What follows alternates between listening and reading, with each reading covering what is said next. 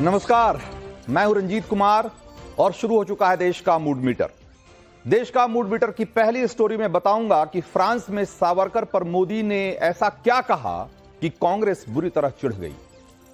और दूसरी स्टोरी में आपको यह बताऊंगा कि फ्रांस और अमेरिका के साथ मोदी के पावर डील की इनसाइड स्टोरी क्या है। मूड मीटर की तीसरी स्टोरी में दिखाऊंगा कि डीजल और बिजली से नहीं बल्कि अब पानी से चलने वाली है भारतीय ट्रेन, और ये कब से और कहां से शुरू होने वाली है, ये इसकी पूरी डिटेल बताऊंगा। देश का मूड मीटर की आखिरी स्टोरी में आपको दिखाएंगे कि दक्षिण में कुंभ की दिव्य और भव्य तस्वीरें कैसी दिख रही है। क्योंकि आप प्रयागराज के कुंभ के बारे में तो जानते होंगे, लेकिन ऐसा ही कुंभ, ऐसा तो नहीं कहेंगे, लेकिन एक कुंभ दक्षिण में भी लगा हुआ है। उसके बारे में आपको बताएंगे कि ये किन नदियों के संगम पर लगा हुआ है। लेकिन आज शो की शुरुआत सबसे बड़ी पॉलिटिकल खबर की पड़ताल के साथ।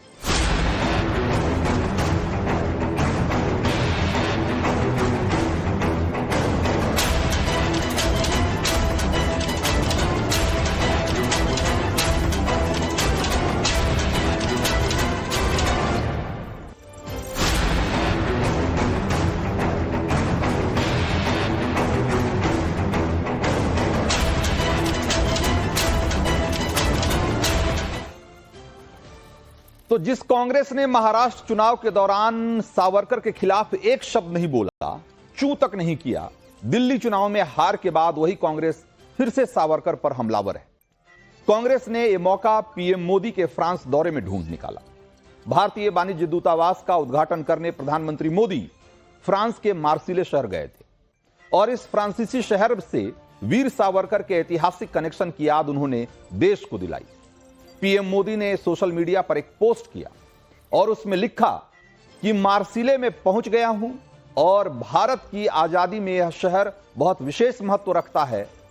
यहीं पर महान वीर सावरकर ने भागने का एक साहसिक प्रयास किया था। मैं मार्सिले के लोगों और उस समय के फ्रांसीसी एक्टिविस्ट को भी धन्यवाद देना चाहता हूं जिन्होंने मांग की कि उन्हें ब्रिटिश हिरासत में नहीं सौंपा जाए।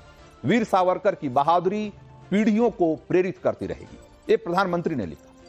प्रधानमंत्री के इस सोशल मीडिया पोस्ट पर कांग्रेस के पूर्व सांसद उदित राज ने पार्टी का वही पुराना सुर छेड़ दिया। और उन्होंने क्या कहा, एक बार वो भी आप देखिए। उन्होंने लिखा कि सावरकर के नाम पर कांग्रेस को जिस तरीके से का जो पुराना स्टैंड रहा है, वो एक बार उन्होंने फिर से कैसे दोहराया, पहले एक बार सुनिए, उसके बाद आगे कहानी बताता हूं। विदेश की धरती में अगर भारत के स्वाधीनता आजादी के आंदोलन का जिक्र ही करना था तो ऐसी बात को जिक्र करना चाहिए था जिससे सिर हमारा ऊंचा होता।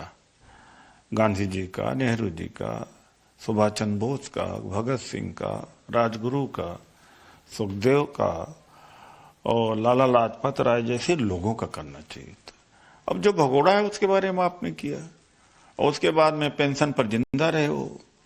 1942 में अंग्रेजों के साथ रहे हो, अंग्रेजों की सेना में कैंप लगा लगा के भर्ती कराया उन्होंने। तो सावरकर को लेकर कांग्रेस के इस प्रोपेगेंडा का सच क्या है मैं आपको बताऊंगा। और लेकिन यह आप पहले समझिए कि कांग्रेस को इतनी मिर्ची क्यों लगती है। उदित राज का यह बयान बता रहा है कि कांग्रेस किस कदर चिढ़ती है सावरकर के नाम से, जबकि सच क्या है। सच यह है कि मार्सिले ही वो शहर है जहां से सावरकर अंग्रेजों की गिरफ्त से छूटने के लिए उन्होंने समंदर में छलांग लगाई थी। और इस बात का अगर जिक्र प्रधानमंत्री ने किया तो इसमें बुराई क्या है। सावरकर की गिरफ्तारी के विरोध में फ्रांस की जनता ने जिस ताकत से विरोध प्रदर्शन किया था उसका शुक्रिया जताना क्या गलत है। सावरकर विरोध के लिए कांग्रेस कहीं भी स्वतंत्रता संग्राम के दूसरे नायकों को सावरकर के खिलाफ जबरिया जो खड़ा करने की कोशिश कर रही है उसका क्या मतलब है। और वो भी ऐसे लोग जिन्होंने सावरकर के देश प्रेम को कई बार सराहा और उसकी खुलकर जिन्होंने तारीफ की। कांग्रेस कैसे जानबूझकर ऐतिहासिक तथ्यों को नजरअंदाज कर देती है, जरा कुछ उदाहरण देखिए।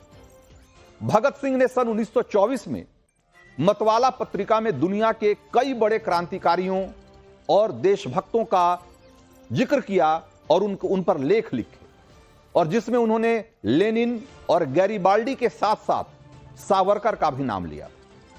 महात्मा गांधी ने वीर सावरकर की तारीफ करते हुए उन्हें भारत मां का बहादुर बेटा कहा। सुभाष चंद्र बोस, उन्होंने सावरकर को सलाह दी कि आपको कैसे भी करके अंग्रेजों की पकड़ में नहीं आना है। जिस व्यक्ति के बारे में भगत सिंह से लेकर गांधी और बोस जैसे तमाम लोग इतनी बड़ी बड़ी बातें कर रहे हैं, कांग्रेस उनकी छवि कैसे खराब करने में जुटी रहती है, यह उसका उदाहरण है। अब जरा फ्रांस के शहर मार्सिले में से सावरकर का क्या कनेक्शन है, जरा उसको ठीक से समझिए। तो यह सन 1910 की बात है, जब अंग्रेजों ने सावरकर को लंदन में अरेस्ट किया था। और यह जो अरेस्टिंग हुई थी, यह जो गिरफ्तारी हुई थी, तो उस समय सावरकर पर यह आरोप था कि नासिक के कलेक्टर की हत्या में वो शामिल थे और इसी आरोप में उनकी गिरफ्तारी हुई थी। और उन्हें एसएस मारिया नाम के एक जहाज से लंदन से वापस भारत भेजा जा रहा था। और इसी दौरान वो जहाज फ्रांस के मार्सिले शहर में मार्सिले बंदरगाह पर रुका, जहां पर कि अंग्रेजों की चंगुल से छूटने के लिए सावरकर ने समंदर में छलांग लगा दी। बाद में हालांकि फ्रांसीसी अधिकारियों ने उन्हें पकड़ लिया और फिर अंग्रेजों ने वहां से उनकी कस्टडी ले ली, उन्हें गिरफ्तार कर लिया दोबारा से। लेकिन मार्सिले में इस बात को लेकर बहुत जबरदस्त प्रदर्शन हुए, बहुत बड़ा विरोध प्रदर्शन हुआ और फ्रांस के लोग इस बात का विरोध कर रहे थे कि सावरकर को किसी भी कीमत पे ब्रिटेन को नहीं सौंपा जाए। मामला इतना बढ़ गया कि फ्रांस और ब्रिटेन के बीच में एक डिप्लोमेटिक टेंशन पैदा हो गई थी, कूटनीतिक तनाव बढ़ गया था। फ्रांस के अस्थायी कोर्ट में मध्यस्थता के लिए मामला पहुंचा और कोर्ट ने कहा कि ये जो गिरफ्तारी हुई है वो गलत तरीके से की गई है। और कोर्ट ने यह भी फैसला दिया कि यह अंतर्राष्ट्रीय कानूनों का उल्लंघन है। ब्रिटेन ने कोर्ट के फैसले को एक तरीके से दरकिनार करते हुए सावरकर को भारत भेजा और उन्हें काला पानी की सजा दी गई। सावरकर के समर्थन में जिस तरीके से फ्रांस में लोगों ने सड़क पर उतरकर इसका विरोध किया था, आज प्रधानमंत्री मोदी ने इसी के लिए उन्होंने आभार प्रकट किया।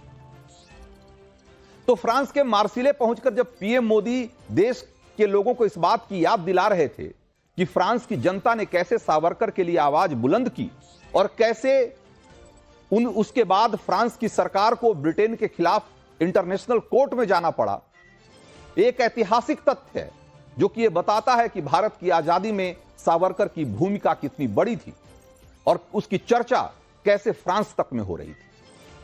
और इसी का हवाला देकर बीजेपी अब कह रही है, आरोप लगा रही है कि कांग्रेस सावरकर पर जो विरोध करती है सावरकर का, वो एक मौका परस्त राजनीति। एक बार सुनिए बीजेपी नेताओं। राष्ट्र नायकों के प्रति जो सिलेक्टिव सोच है और सनकी सोच है, उस सनकी और सिलेक्टिव सोच का ही नतीजा है कि कांग्रेस पार्टी आज एक ऐसी नॉन परफॉर्मिंग एसेट बनती जा रही है जिसका अंदर कोई भाव नहीं रह गया है, बाहर कोई मोल नहीं रह गया है। और आप जो है वो राष्ट्र नायकों की अगर गिनती करेंगे तो आपको लगेगा कि केवल परिवार के घोंसले में सिमटी और सिकुड़ी रहनी चाहिए। नेहरू परिवार, गांधी परिवार, इसके अलावा कोई आपके लिए कोई राष्ट्र नायक है नहीं। यहां यह बात ध्यान देने की है कि पीएम मोदी ने मार्सिले में सिर्फ सावरकर का नाम नहीं लिया, बल्कि वो पहले विश्व युद्ध के दौरान बलिदान देने वाले भारतीय सिपाहियों की श्रद्धांजलि देने के लिए खास तौर से मजार गुरेज गए और वहां की कब्रिस्तान गए जहां उनकी समाधियां बनी हुई है। इस एंगल से भी पीएम मोदी के बयान पर सवाल उठाने की जो कांग्रेस की राजनीति है वो खुद ब खुद सवालों के घेरे में आ जाती। आप जब सावरकर को लेकर इतिहास और कांग्रेस के आरोपों को आमने सामने रखते हैं तो खुद ब खुद समझ में आ जाता है कि कांग्रेस का प्रोपेगेंडा कितना खोखला है। जैसे कि कांग्रेस आरोप लगाती है कि सावरकर ने अंग्रेजों से पेंशन ली, माफीनामा लिखा, जबकि फैक्ट यह है कि सावरकर एकमात्र स्वतंत्रता सेनानी हैं जिन्हें अंग्रेजों ने दोहरे आजीवन कारावास की सजा सुनाई थी। दोहरे आजीवन कारावास की इकलौते ऐसे फ्रीडम फाइटर थे। सावरकर 10 साल अंडमान की सेलुलर जेल में रहे, जिसे तब काला पानी की सजा कहा जाता था। और वो कितना मुश्किल था, कभी मौका मिले तो सावरकर ने कैसे वहां एक एक दिन काटे और कैसे अंग्रेजों के सामने नहीं झुके, एक बार पढ़िएगा, फिर आप समझ पाएंगे कि सावरकर किस मिट्टी के बने हुए। सावरकर को अंग्रेजों की कैद से भागने का हवाला देकर कांग्रेस उन्हें भगोड़ा कहती, जबकि हकीकत यह है कि जिस तरह सुभाष चंद्र बोस अंग्रेजों को चकमा दे रहे थे, सावरकर की रणनीति भी वही थी, यानी अंग्रेजों की पकड़ में आए बगैर आजादी की लड़ाई लड़ते रहना। और इस रणनीति को कांग्रेस भगोड़ापन कह रही। कांग्रेस आरोप लगाती है कि महात्मा गांधी की हत्या की साजिश में शामिल थे सावरकर, जबकि फैक्ट यह है कि किसी भी कोर्ट में यह बात साबित नहीं हुई। यही वजह है कि सावरकर के मुद्दे पर कांग्रेस को गठबंधन के साथियों का भी साथ नहीं मिल रहा है। सिर्फ तो शिवसेना के जो यूबीटी के जो नेता हैं और शरद पवार की पार्टी एनसीपी है, ये सब सावरकर विरोध की जो कांग्रेस की नीति है उसके खिलाफ रहे हैं। सावरकर पर निशाना साधने पर कभी उन्होंने कांग्रेस का कभी समर्थन नहीं किया, और यही वजह है कि कांग्रेस एक तरीके से यहां आकर अलग थलग पड़ जाती है। तो देश का मुठभेड़ में वक्त है आज की अगली स्टोरी का, और आपको यह बताने का कि फ्रांस और अमेरिका के साथ भारत की कौन सी पावर डील होने जा रही है।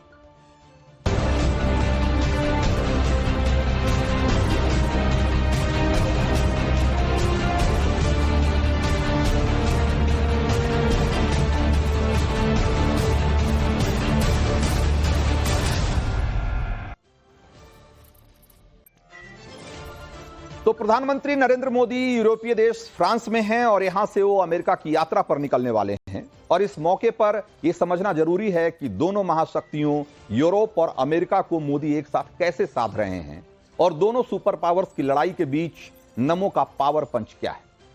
तो ये जान लीजिए कि यहां पावर का सीधा मतलब न्यूक्लियर पावर से, क्लीन और ग्रीन एनर्जी के तौर पर न्यूक्लियर पावर का कोई तोड़ नहीं। साल 2047 तक भारत को विकसित राष्ट्र बनाने का जो लक्ष्य रखा गया है, उसमें न्यूक्लियर एनर्जी बहुत बड़ी जरूरत है, ताकि कोयला आधारित जो पावर प्लांट है उस पर निर्भरता कम की जा सके और स्वच्छ ऊर्जा के क्षेत्र में आगे बढ़ा जा सके। आज की स्थिति अगर देखें तो भारत दुनिया के सबसे बड़े ग्रीन हाउस गैस एमिट करने वाले, जो उत्सर्जन करने वाले देश हैं, उनकी सूची में एक तरीके से दूसरे नंबर पर आता है। हमारे यहां 75% से ज्यादा बिजली अभी भी कोयला और जीवाश्म ईंधन को जलाकर पैदा की जाती है, जिसमें ज्यादातर कोयले का इस्तेमाल होता है। भारत का लक्ष्य 2047 तक कम से कम 100 गीगावाट का परमाणु एनर्जी क्षमता हासिल करना है, और यह करने के लिए मोदी सरकार पूरी ताकत से जुटी हुई है। पिछले एक दशक में परमाणु ऊर्जा की क्षमता हमारे देश में 2 गुनी हुई है। 2014 में 4780 मेगावाट की क्षमता थी, जबकि आज 8180 मेगावाट परमाणु ऊर्जा के तौर पे हम प्रोड्यूस करते हैं। लेकिन आप ये जानकर हैरान रह जाएंगे कि हमारे देश में जितनी ऊर्जा का उत्पादन होता है उसका सिर्फ 3% है। अब सवाल यह है कि यूरोप और अमेरिका की इस यात्रा में पीएम मोदी उस जरूरत को पूरा करने की दिशा में कैसे आगे बढ़ रहे हैं और उससे क्या फायदा होने वाला है। तो इसकी गवाह आपको कुछ तस्वीरों के तौर पे मैं दिखाता हूं, जिससे कि आप अंदाजा लगा पाएंगे कि प्रधानमंत्री मोदी के एजेंडे में यह कितना बड़ा है और कितना ऊपर है। तो प्रधानमंत्री मोदी ने फ्रांस के कैडारेचे में ITER यानी कि international thermonuclear experimental reactor site का दौरा किया, और यह वैज्ञानिक प्रोजेक्ट सिर्फ फ्रांस के लिए नहीं बल्कि पूरी दुनिया के लिए बहुत खास है, क्योंकि यह एक लौता प्रोजेक्ट है जहां फ्यूजन टेक्नोलॉजी से परमाणु ऊर्जा तैयार करने की तैयारी हो रही है, कोशिश हो रही है। और खास बात यह है कि इस रिसर्च में भारत भी एक बड़ा और महत्वपूर्ण किरदार है, क्योंकि इसके रिएक्टर में मेड इन इंडिया क्रायोस्टेट लगा हुआ है।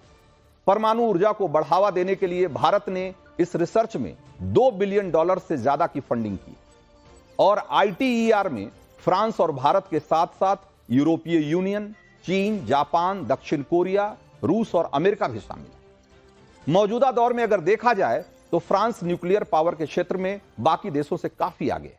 फ्रांस में आज लगभग 70% बिजली परमाणु ऊर्जा संयंत्रों से आती है, और फ्रांस दुनिया का सबसे बड़ा शुद्ध बिजली निर्यातक देश भी है।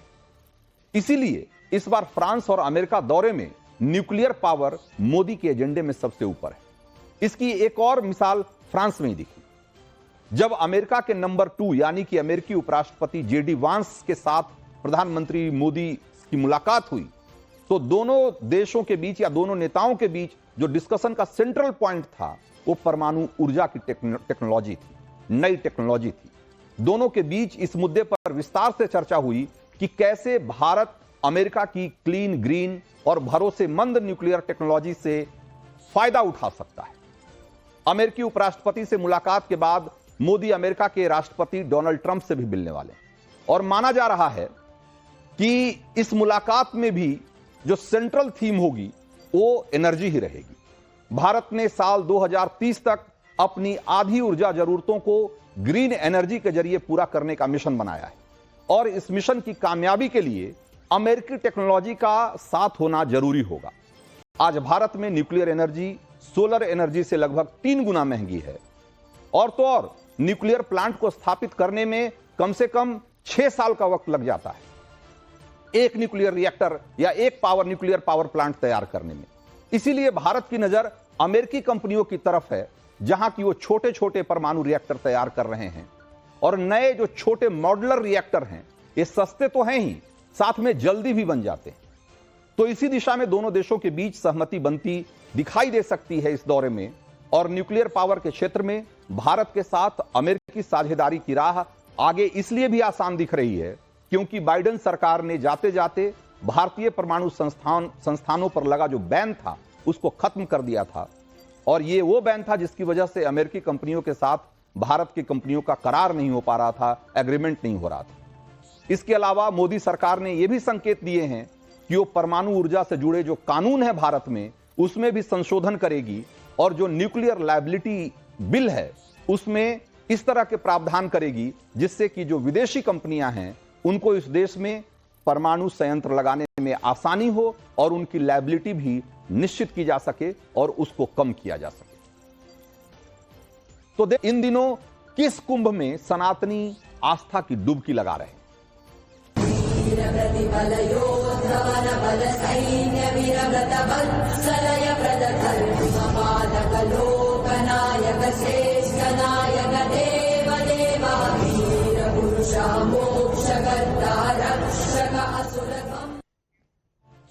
तो प्रयागराज महाकुंभ में संगम पर स्नान के लिए दुनिया भर से श्रद्धालुओं का सैलाब उमड़ा हुआ है और उसकी भव्य तस्वीरें 13 जनवरी से ही आप देख रहे हैं। नवभारत आपको लगातार उस वहां की पल पल की कहानी बता रहा है, स्टोरी बता रहा है। लेकिन क्या आपको मालूम है कि यूपी के प्रयागराज से करीब 1900 किलोमीटर दूर दक्षिण भारत में एक और शहर है जहां की कुंभ चल रहा है और वो भी प्रयाग की तरह 3 नदियों के संगम पर स्थित है। दक्षिण का एक कुंभ कर्नाटक के मैसूर जिले के टी नरसीपुर में चल रहा है। जरा आपको 4 तस्वीरें मैं दिखा रहा हूं और इन तस्वीरों के जरिए आप समझिए कि दक्षिण के कुंभ की भव्यता और आस्था किस तरीके से दिख रही है। टी नरसीपुर में 3 नदियों के संगम में डुबकी लगाने दक्षिण भारत के 4 राज्यों आंध्र प्रदेश, कर्नाटक, केरल और तमिलनाडु से श्रद्धालु लगातार पहुंच रहे हैं। पिछले 3 दिनों में लाखों की तादाद में श्रद्धालु यहां डुबकी लगा चुके हैं। दक्षिण भारत के शैव और वैष्णव दोनों संप्रदायों के संत यहां पुण्य स्नान कर चुके हैं। टी नरसीपुर के धार्मिक महत्व की अगर बात करूं तो इसे दक्षिण का काशी कहा जाता है। ये सैकड़ों भव्य मंदिरों का शहर है जिसमें दक्षिण भारत का 2000 सालों का इतिहास सिमटा हुआ दिखता है। तो टी नरसीपुर का जो कुंभ और प्रयागराज के महाकुंभ से जो चौंकाने वाली समानता है वो भी जरा एक बार देखिए। प्रयागराज में हर 12 साल में कुंभ होता है, महाकुंभ होता है और टी नरसीपुर में हर 3 साल में कुंभ होता है। प्रयाग में 3 नदियों का संगम है, गंगा, यमुना, सरस्वती, और उसी तरह से टी नरसीपुर में भी 3 नदियों का संगम है। प्रयाग में जैसा कि हमने बताया कि गंगा यमुना के साथ अदृश्य सरस्वती नदी है, वहीं टी नरसीपुर में कावेरी कपिला नदी के साथ साथ अदृश्य स्फटिका नदी का भी संगम है। प्रयागराज में समुद्र मंथन से निकले अमृत की बूंदें गिरने की मान्यता है, तो टी नरसीपुर के संगम को लेकर भी कुछ ऐसी ही मान्यता है। वहां संगम में अगस्त ऋषि ने अमृत तप किया था, जिसकी वजह से माघ पूर्णिमा के मौके पर अमृत तत्व पैदा होता है, ऐसी वहां मान्यता है। तो टी नरसीपुर में कुंभ का आज आखिरी स्नान था और कर्नाटक के डिप्टी सीएम डीके शिव कुमार ने आज वहां डुबकी लगाई। और इसके साथ ही आज जो है कुंभ है, जो टी नरसीपुर का जो दक्षिण का कुंभ है वो खत्म हो गया। हालांकि ये परंपरा जैसा प्रयाग में है उतनी पुरानी तो नहीं है, लेकिन वहां भी लोगों की जो आस्था है, श्रद्धालुओं का जो सैलाब है, वो उमड़ते हुए देखा जा सकता है।